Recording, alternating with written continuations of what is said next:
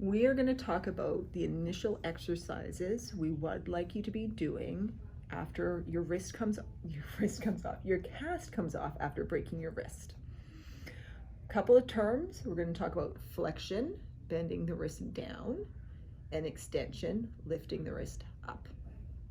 A couple of ways you can work on it. Initially, resting your arm on a table with your elbow supported, but your wrist over the edge. In this way, you can gently let the wrist relax down until you feel a nice, strong stretch. Some discomfort is okay, sore is okay, uncomfortable is okay. If it's not sore, your wrist is probably not going to get any more motion. You want to hold that position for at least 5 seconds, and then you're going to work on extension and lifting the wrist up. Okay?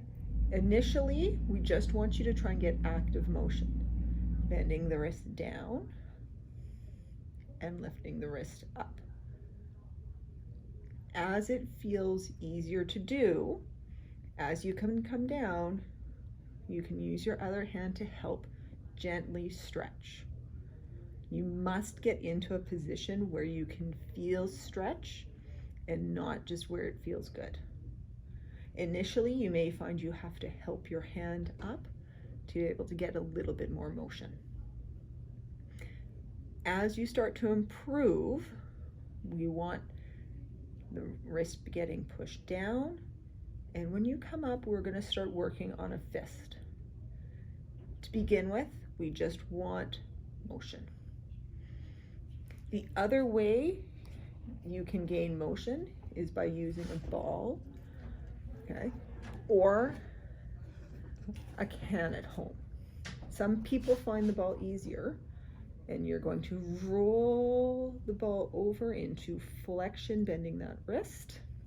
You may not be able to go this far because my wrist clearly has not been broken. And coming back down, rolling the ball down. What's very important is you keep your palm on the ball, trying to get down as far as you can. This is not effective. So coming over and down. Now, if you don't have a ball, any can around you works as well. Now, instead of rolling the can, it's actually going to be more of a spin. Spinning the wrist over and spinning down again. Palm staying on the can, trying to push down.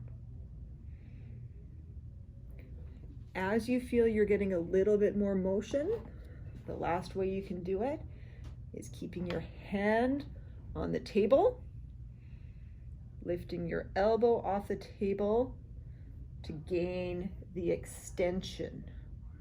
Okay? Again, pushing into a somewhat uncomfortable range to get that moving. The other motion that's very important is supination and pronation. I'm just going to let the camera move around. We want elbow tucked back against the side, not out in front, in back.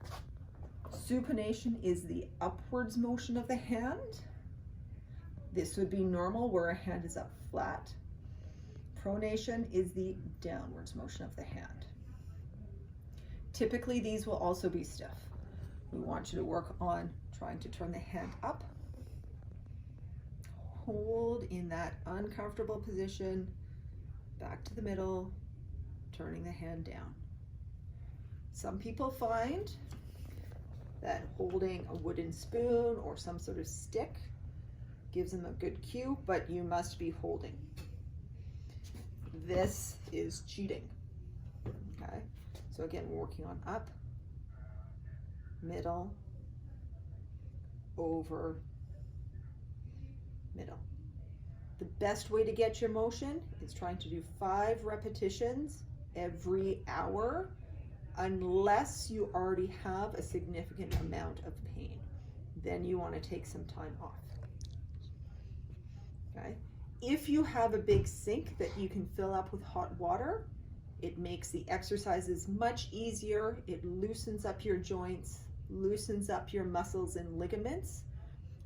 Here at the hand therapy department, just as a guide, our temperature is 110 degrees Fahrenheit, which you'll find is very, very warm, but not scalding. Last thing that's very important is making sure your fingers can hook, come all the way down into a fist, can come out straight, and get all the way up. Okay, so you want to make sure that your fingers are not stiff after being in a cast, and that your thumb is able to get to and touch the tips of your fingers. And if you can, when you get to the pinky, you want to try to be able to slide down.